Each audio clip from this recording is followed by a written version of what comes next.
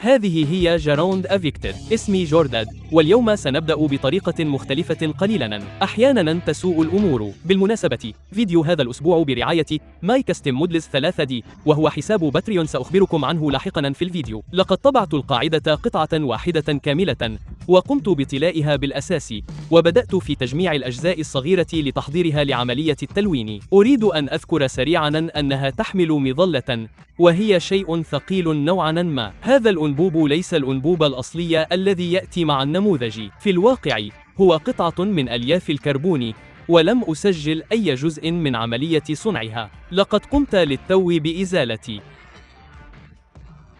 لقد أزلت جزءاً من آلة واحدة، وأنا على وشك إزالة جزء صغير من آلة أخرى. قد تسأل نفسك: لماذا يا سيدي العزيز تفعل شيئاً كهذا؟ والسبب هو أن ذاك الجزء كان يحتاج فقط للطباعة بدقة 0.05، لأنك لن تلاحظ الفرق أبداً. حسناً، قد تلاحظه، لكنني سأقوم بصنفرة وإزالة كل التفاصيل، وهذا الجزء سيكون العمل عليه أسهل بكثير إذا طبع بدقة 0.03. أيضاً واجهت فشلاً بسيطاً بسبب شعرة صغيرة في الجزء الآخر. حقاً شعرة صغيرة جداً، وهذا جعلني أرغب في إعادة طباعته.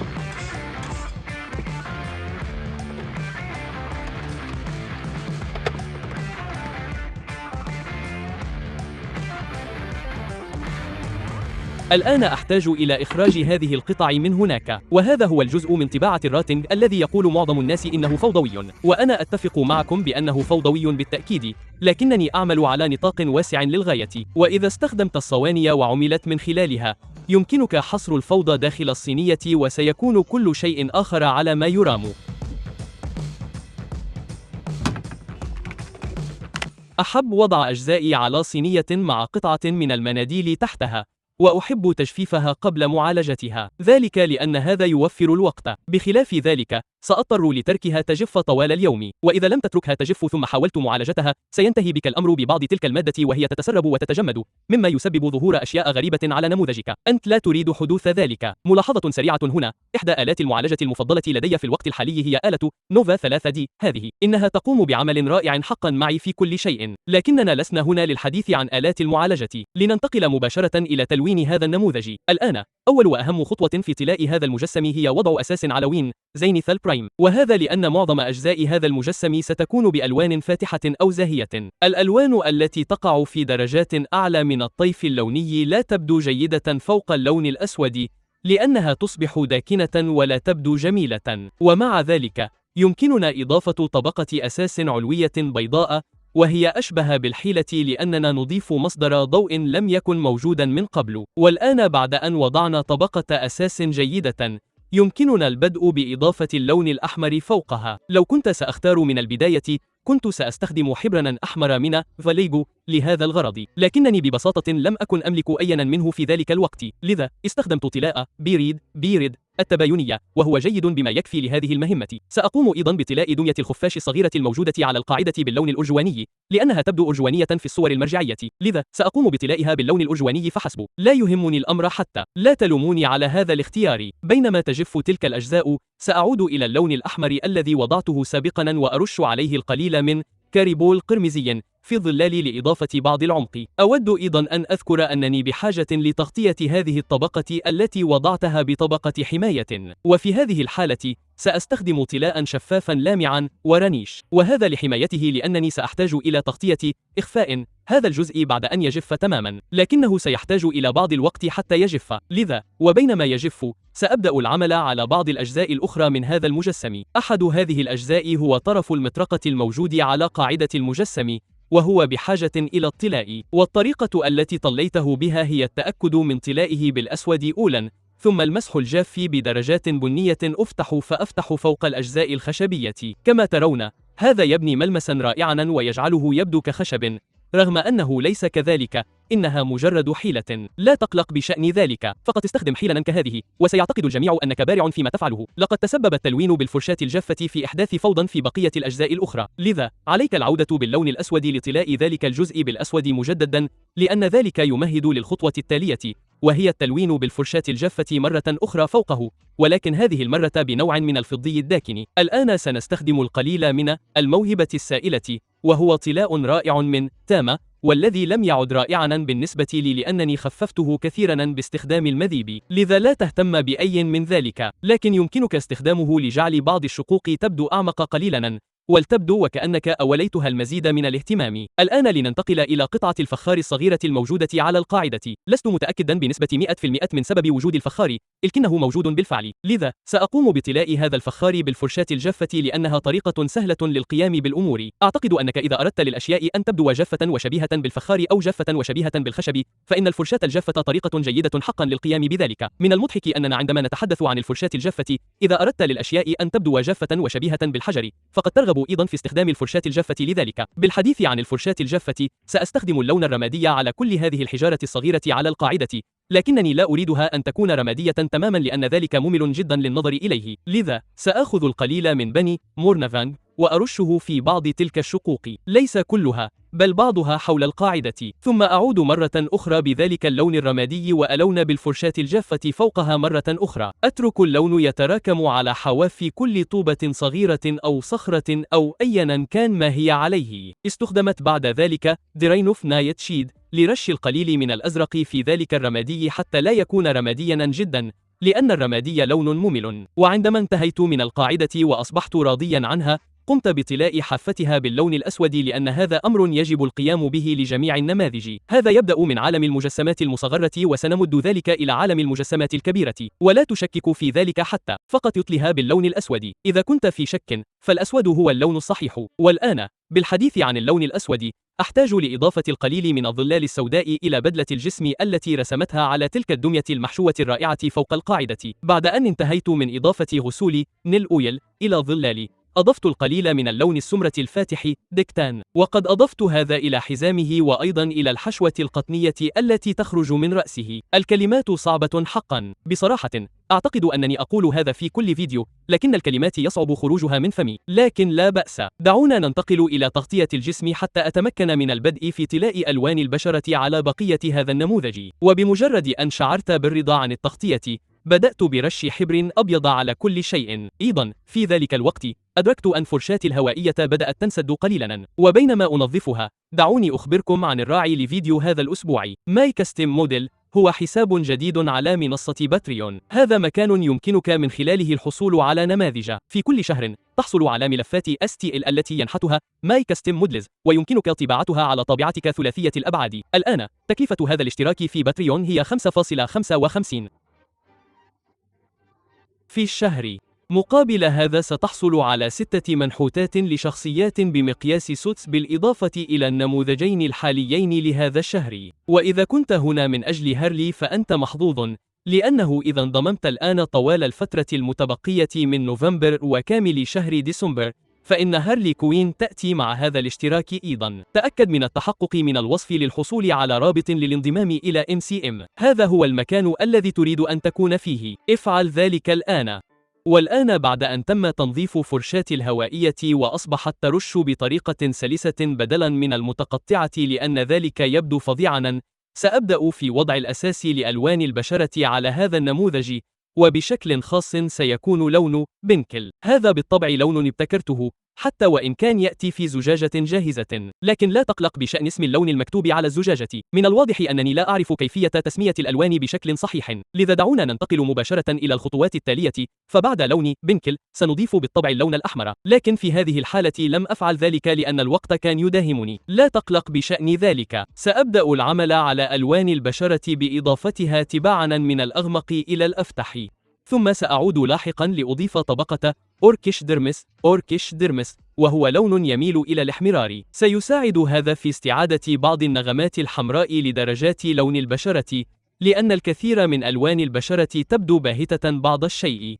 يعود ذلك لأن طريقة صنع ألوان البشرة تعتمد على دمج اللون الأبيض مع الألوان الناتجة عن خلط الأحمر والأزرق والأصفر. لكن دعونا لا نتعمق كثيرا في التفاصيل حتى لا نصعب الأمور على أنفسنا. فإذا قمت ببناء الطبقات شيئا فشيئا، فستحصل على نتيجة جيدة. أحد التحديات في طلاء هذا النموذج تحديدا هو أن الوجه يحتاج إلى طبقة أساس بيضاء قوية من المكياج، والسبب هو أنها غيشة وهذا هو نوع المكياج المعتاد لديهن. لذا استخدمت لونا فاتحا لإبراز البياض وأضفت بعض الحبر الأبيض على الحواف البارزة للتأكد من أن الوجه يبدو أبيض تماما. وبمجرد انتهائي من تلوين البشرة استخدمت طلاء ليكيتيكس المطفية ليكويتيكس مات فارنش لتغطية كل شيء والتخلص من اللمعان لنعود للحالة التي كان يجب أن نكون عليها منذ البداية. استخدمت اللون الأسود لطلاء جواربها، وأخذت القليل من لون البشرة وقمت بمسح الأجزاء البارزة في الجوارب بفرشاة جافة حتى لا تبدو سوداء صماء بالكامل. في الواقع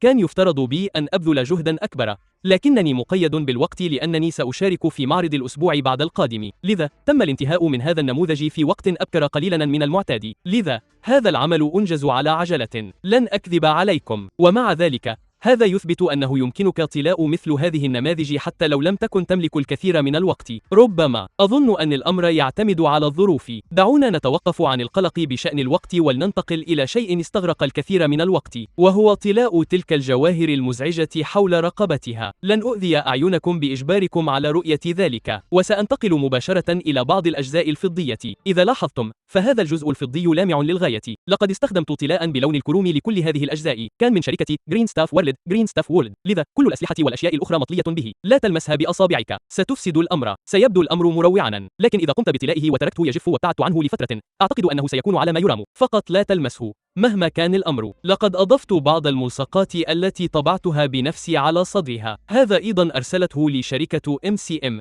لذا أضفت ملصقا واحدا ولم يكن لدي الآخر، فقررت رسمه يدويا بالإضافة إلى القلب الصغير في وسط صدرها. رسمت ذلك يدويا أيضا. أضفت الحروف المكتوبة روتن على جانب ذقنها، ثم عدت ورششت طبقة خفيفة جدا من لون البشرة فوقها لتبدو أقل سطوعا وسوادا، لأن الوشوم لا تبدو هكذا في الحقيقة. مررت على جميع الأشرطة باللون الأحمر لأنها كانت بحاجة لتكون حمراء بوضوح. لا أعرف لماذا، هذا هو سبب كونها حمراء. هكذا تسير الأمور. نحن لا نتساءل عن مثل هذه الأشياء. كان طلاء صنادلها بسيطا ومباشرا، طلوتها باللون البني المتوسط. أعتقد أن هذا كان لون جلد أحمر. وعندما انتهيت من الطلاء أخذت أحد ألوان التباين ورششته في مناطق الظلال. أجل، ها نحن ذا. ترون، كان لونا يشبه قرن الهيكل العظمي، وقد رششته للتو في مناطق الظلال. تركت اللون يتسرب قليلا إلى الجوارب لأنني أعتقد أنه إذا كنت ترتدي جوارب وتمشي بها مع الصنادل فمن المحتمل أن تكون مغبرة قليلا. الآن ننتقل إلى الشعر. كل ما فعلته هو وضع طبقة أساسية بلون مائل للأصفر، هذا لأنني أحتاج إلى لون أساسي للعمل عليه لاحقا. بمجرد أن أصبحت راضيا تماما عن الشعر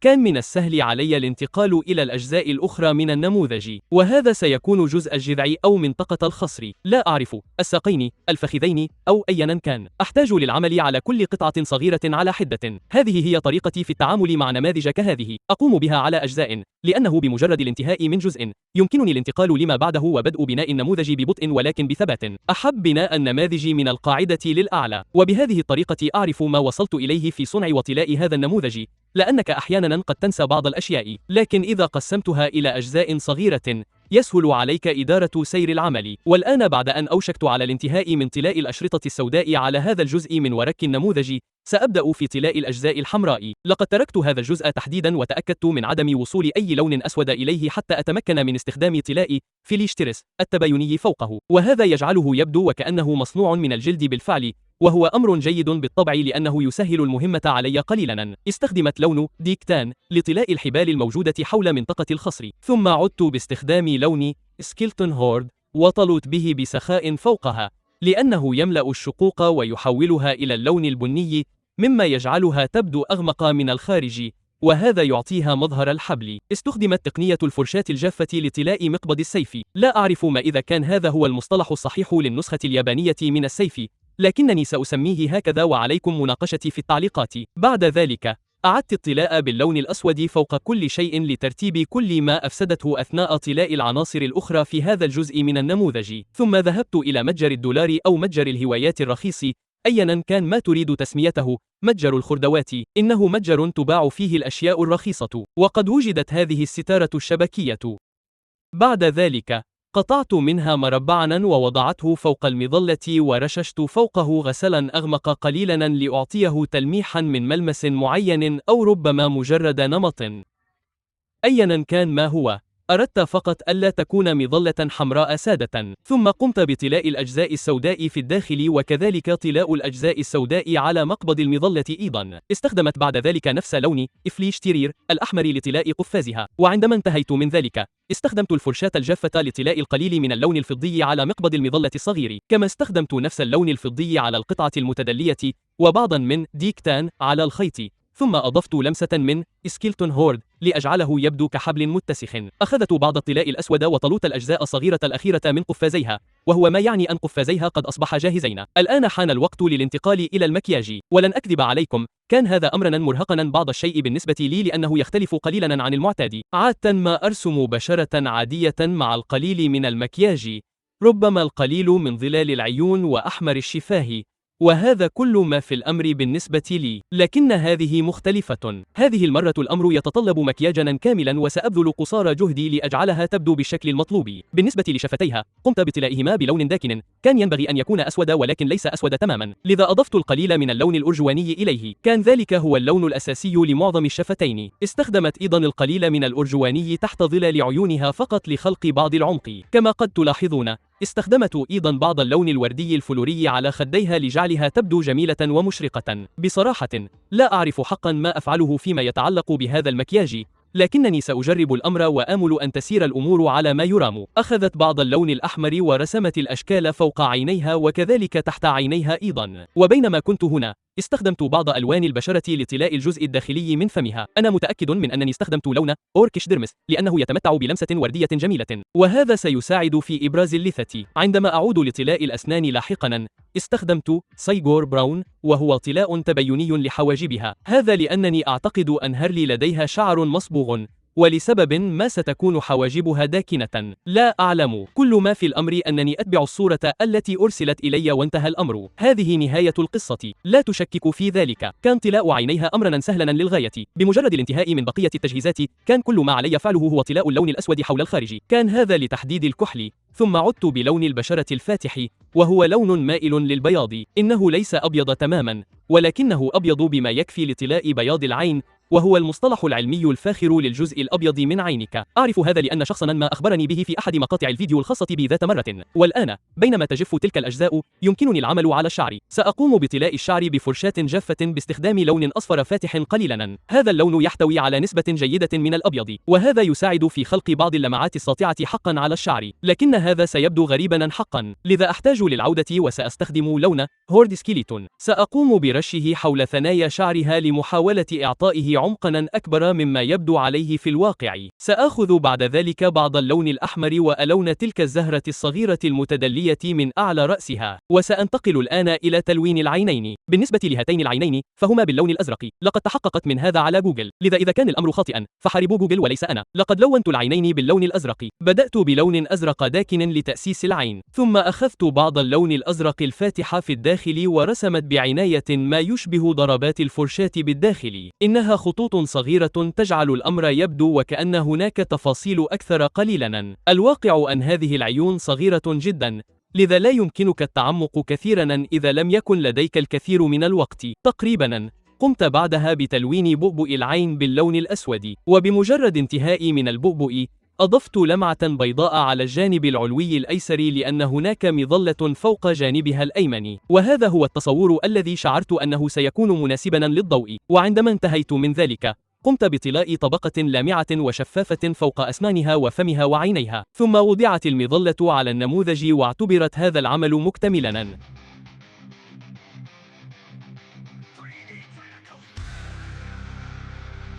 النموذج.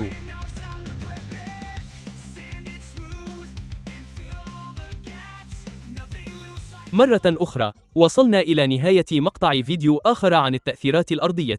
أعتقد أن هذا هو المكان الذي وصلنا إليه. شكرا جزيلا لكم على المشاهدة. بالطبع أود أيضا توجيه شكر كبير للداعمين، فبدونهم لم أكن لأتمكن من الاستمرار في صنع هذه الفيديوهات كل أسبوع. دعمهم على باتريون دفعني للاستمرار، وكذلك كل من يشارك الفيديو مع جدته. من الواضح أن ذلك سيساعدني على الاستمرار، لأن السبب الوحيد لصنعي للفيديوهات هو التأكد من مشاركتكم لها مع جداتكم. هذه هي النقطة المناسبة في الفيديو لأخبركم بمشاعري الحقيقية، وهي أنه إذا لم يعجبكم هذا الفيديو أو أي شيء رأيتموه فيه فأنا حرفيا لا أهتم. والآن حان الوقت لكي تغادروا بالفعل. على الرغم من أنه كان ينبغي عليكم فعل ذلك في وقت أبكر بدلا من انتظاري لأطلب منكم القيام بذلك.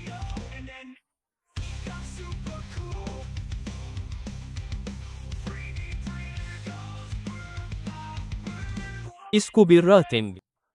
ضع الشريحة. اسمي هو والدك. أراهن أن أمك.